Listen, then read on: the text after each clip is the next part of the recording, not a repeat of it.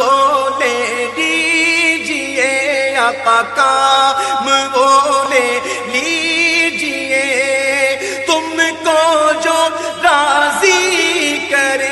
ونصلي ونسلم على رسوله الكريم. أما بعد فأعوذ بالله من الشيطان الرجيم. بسم الله الرحمن الرحيم. إن الله وملائكته يصلون على النبي يا أيها الذين آمنوا صلوا عليه وسلموا تسليما. اللهم صل على سيدنا ومولانا محمد معدن الجود والكرم وآله وصحبه وبارك وسلم. صلاة و سلام علیکہ یا رسول اللہ، صلاة و سلام علیکہ یا حبیب اللہ صلی اللہ تعالی علیہ وسلم. کل آپ حضرات نے سیدنا حضرت حذیفہ بن یمان رضی اللہ تعالی عنہ کے حالات و کوائف کو سماعت کیا. کیسی جلیل القدر شخصیت تھی. سب سے اہم آپ رسول اللہ صلی اللہ علیہ وسلم کے رازدار تھے.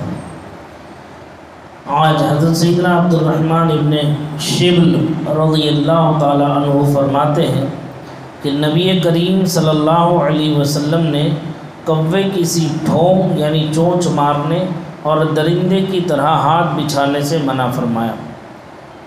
اس حدیث پاک کی شرح یعنی ساجد سجدہ کرنے والا سجدہ ایسی جلدی نہ کرے جیسے کوا زمین پر چونچ مار کر فوراً اٹھا لیتا ہے، اور سجدے میں کوہنیاں زمین سے نہ لگائے جیسے کتا بھیڑیا وغیرہ بیٹھتے وقت لگا لیتے ہیں. حضرت سیدنا ابو موسیٰ اشعری رضی اللہ تعالی عنہ سے روایت ہے کہ اللہ تعالیٰ کے پیارے رسول صلی اللہ علیہ وسلم نے ارشاد فرمایا، جو شخص رکوع پورے طور پر ادا نہیں کرتا اور سجدوں میں ٹھونگے یعنی چونچے مارتا ہے، اس کی مثال اس بھوکے کی سی ہے جو ایک یا دو کھجور کھائے تو یہ اس کی بھوک کو دور نہیں کر سکتی.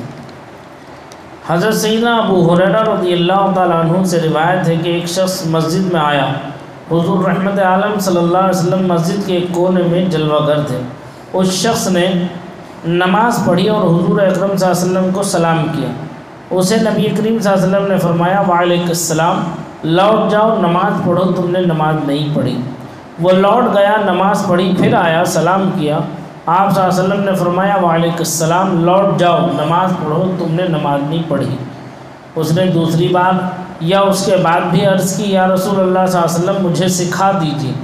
آپ صلی اللہ علیہ وسلم نے فرمایا، جب تم نماز کی طرف اٹھو تو باوضو پورا کرو، پھر کعبے کو منہ کرو، پھر تکبیر کہو، پھر جس قدر قرآن آسان ہو پڑھ لو، پھر رکوع کرو حتیٰ کہ رکوع میں مطمئن ہو جاؤ، پھر اٹھو حتیٰ کہ سیدھے کھڑے ہو جاؤ، پھر سجدہ کرو حتیٰ کہ سجدے میں مطمئن ہو جاؤ، پھر اٹھو حتیٰ کہ اطمینان سے بیٹھ جاؤ، پھر سجدہ کرو حتیٰ کہ سجدے میں مطمئن ہو جاؤ، پھر اٹھو حتیٰ کہ اطمینان سے بیٹھ جاؤ، پھر اپنی ساری نماز میں یہی کرو.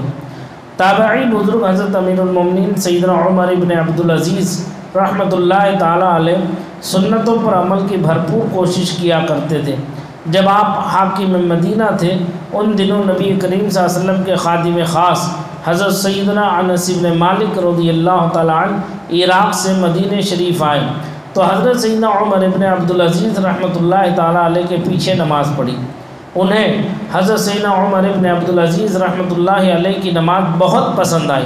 چنانچہ نماز پڑھنے کے بعد فرمایا، ما رأیت احدا اشبہ بصلاۃ النبی من ھذا الغلام، یعنی میں نے اس نوجوان سے بڑھ کر رسول اکرم صلی اللہ علیہ وسلم سے ملتی جلتی نماز پڑھنے والا کوئی نہیں دیکھا.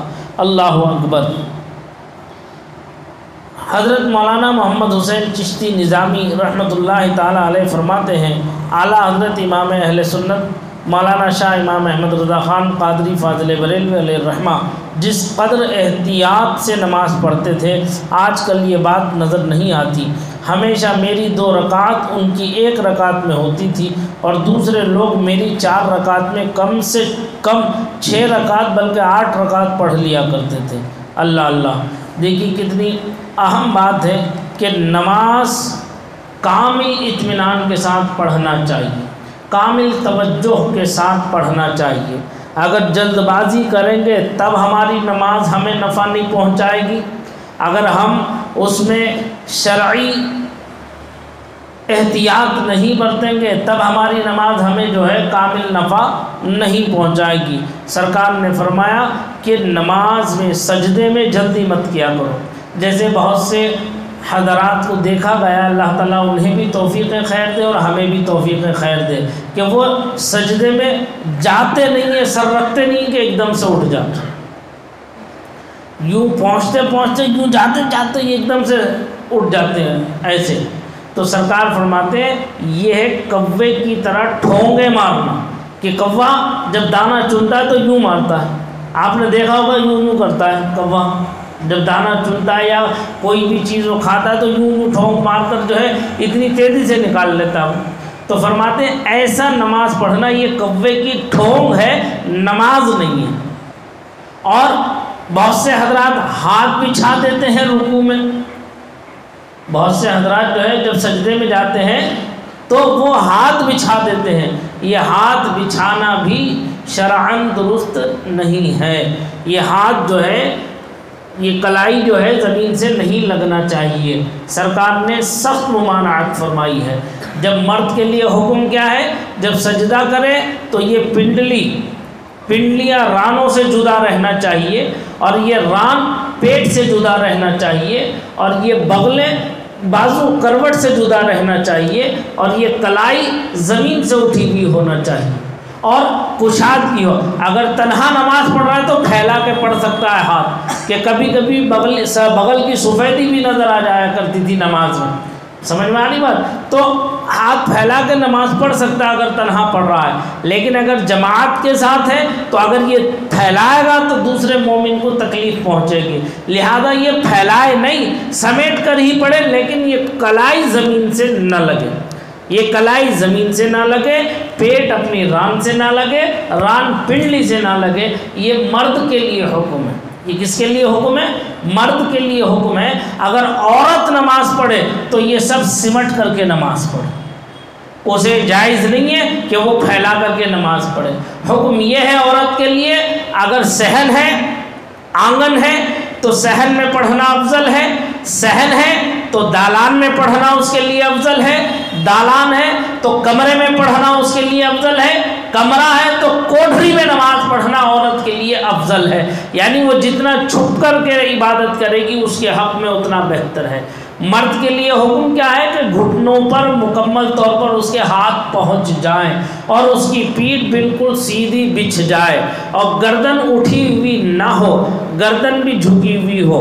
میں نے پیچھے بھی عرض کیا تھا، اعلیٰ حضرت امام اہل سنت مجدد دین و ملت نور اللہ مرقدہ نے ارشاد فرمایا تھا کہ نماز میں ہماری نگاہ کہاں ہونا چاہیے۔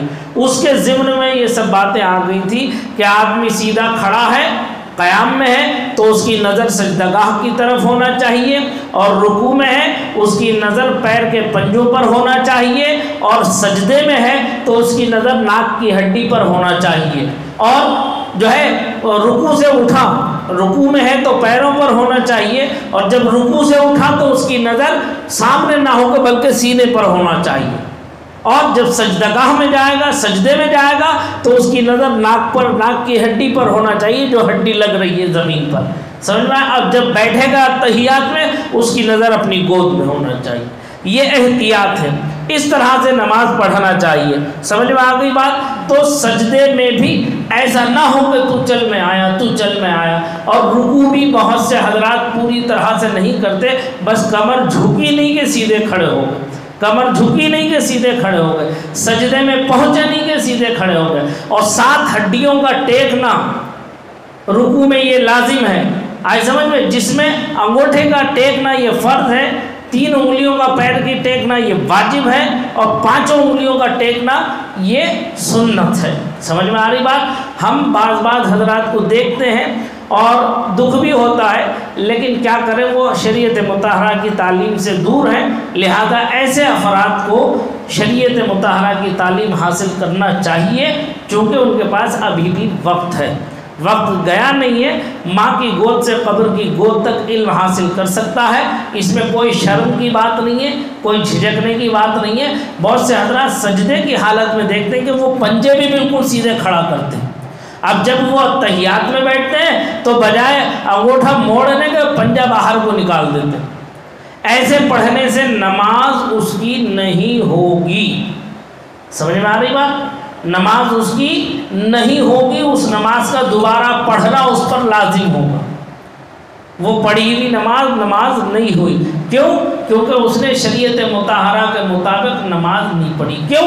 ابھی آپ نے یہ سنا کہ ایک شخص صحابی رسول، ایک شخص سرکار بارگاہ میں، سرکار جلوہ بار تھے مسجد نبوی میں، ایک شخص آئے، سلام کر کے گئے، انہوں نے جا کے نماز پڑھا، نماز پڑھ کے واپس آ کے سلام کیا بارگاہ رسالت میں، سرکار نے فرمایا، سلام کا جواب دے کے فرمایا فخرج صلی فإنک لم تصلی، چل جا بڑھ، نماز پڑھ، تو نے نماز نہیں پڑھی۔ وہ کہتے ہیں میں چلا گیا نماز پڑھنے، پھر دوبارہ سے نماز پڑھ کے بارگاہ رسالت میں حاضر ہو کر سلام عرض کیا، سرکار نے پھر فرمایا فخرج، چل نکل، صلی فإنک لم تصلی، نماز پڑھ، تو نے نماز نہیں پڑھی۔ وہ کہتے ہیں راوی کو شک ہے دوسری بار یا تیسری بار، وہ کہتے ہیں اللہ کے رسول جیسی نماز مجھے آتی تھی وہ میں نے پڑھ لی۔ اب آقا ارشاد فرماتے کہ اس کے اندر غلطی کیا ہے، اس کے اندر غلطی کیا ہو گئی؟ تو سرکار نے ارشاد فرمایا تیرا قوما صحیح نہیں تھا، تیرا رکوع صحیح نہیں تھا، تیرا سجدہ صحیح نہیں تھا، تو مکمل صحیح طریقے سے ادا کر، ایسے نماز نہ پڑھ جیسے کوے کی ٹھونگوں کی طرح نماز پڑھی جاتی۔ سمجھ میں آئی بات؟ تو سرکار نے انہیں جب تنبیہ کی تو پھر اس کے مطابق انہوں نے جا کر کے نماز ادا کی، نماز پڑھی۔ تو یہ جو ہے جلدی نماز پڑھنے والوں کا حال یہ ہے۔ اسی طرح جیسے فرمایا مثالیں دیکھو کیسی پیاری پیاری مثالیں، جسے بہت زور کی بھوک لگی ہو اور اسے 2 کھجور دے دیں گے تو کیا اس کا پورا بھلا ہو جائے گا؟ اس کا بھلا ہو جائے گا؟ تو ایسے ہی نماز ایک ایسی اہم عبادت ہے جو کامل اطمینان کے ساتھ ادا ہوتی ہے، اور جلد بازی میں وہ نماز ہی نہیں ہوتی، وہ نماز ہی نہیں ہوتی۔ تو اب ایک نماز حضرت عمر ابن عبدالعزیز جب مدینے کے گورنر تھے تو ان کے گورنری کے زمانے میں صحابی رسول آئے تو ان کی اقتداء میں نماز پڑھی، تو انہوں نے سلام پھیرنے کے بعد میں کہا میں نے قسم خدا کی ایسے شخص کو، اس نوجوان کو بالکل ایسا نماز پڑھتا ہوا دیکھا ہے جیسے کہ رسول اللہ صلی اللہ علیہ وسلم نماز پڑھ رہے ہیں، یعنی سرکار کی نماز سے ملتا جلتا، یعنی کامل اطمینان کے ساتھ۔ جیسے ہم رکوع میں گئے، ہماری ہڈیاں اپنی جگہ پہنچ جائیں، سانس اورے پورے نہ ہو کہ جو ہے پو کر رہا جو ہے جلدی سے سبحان ربی العظیم سبحان ربی العظیم سبحان سمی اللہ اللہ اکبر اللہ اکبر اللہ اکبر، یہ جو ہے پو کرنا۔ جیسے کہ اب آ رہی ہے رمضان شریف آ رہے ہیں، تراویح ہوگی اس میں، اور جو ہے تو چل میں آیا جو ہے ایسے حفاظ کرام کے اللہ اکبر اللہ اکبر اللہ اکبر سمی اللہ اکبر اللہ اکبر، یہ کیا چیز؟ یہ نماز ہے، یہ نماز ہے؟ ارے ایسی نماز سے علم ترا کیف سے پڑھنا نماز افضل ہوگی، جو اتنی تیز قرآن پاک پڑھتے ہیں کہ جن کا تلفظ تک صحیح نہیں ہوتا۔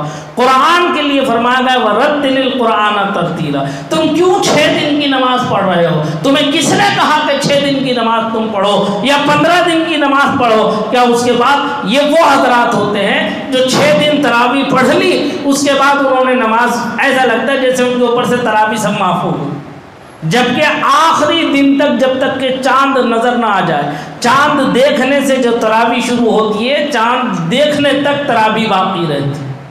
سمجھ میں آئی؟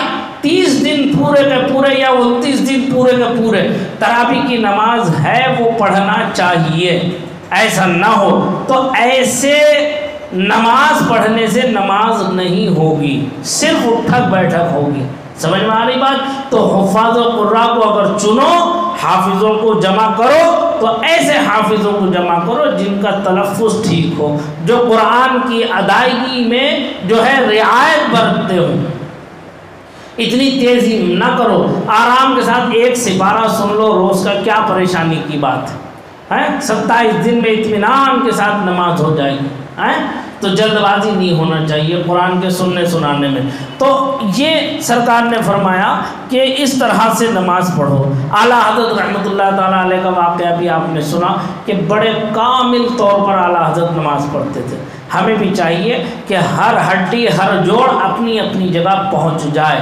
جیسے ہم اتحیات میں بیٹھے رکوع سے اٹھیں تو اطمینان سے بیٹھو تاکہ تمہارا جوڑ اپنی جگہ آ جائے، پھر رکوع کرو، پھر سجدہ کرو، پھر رکوع کرو۔ تو اس طرح سے کامل اطمینان کے ساتھ نماز ادا کرو کہ جس سے کہ نماز بھی ہو جائے اور دل بھی مطمئن ہو جائے اور دل جو ہے رب کی جانب متوجہ رہے۔ اللہ تعالیٰ مجھے آپ سب کو اس پر استقامت فی الدین، تسلط فی الدین کے ساتھ نماز با جماعت اور شرعی تقاضوں کے ساتھ ادا کرنے کی توفیق رفیق عطا فرمائے۔ آمین وآخر دعوانا الحمد للہ رب العالمین۔ اللہم ربنا تقبل منا انک انت السمیع العلیم وتب علینا انک انت التواب الرحیم۔ الی یوم الدین برحمتک یا ارحم الراحمین، بحق لا الہ الا اللہ محمد رسول اللہ۔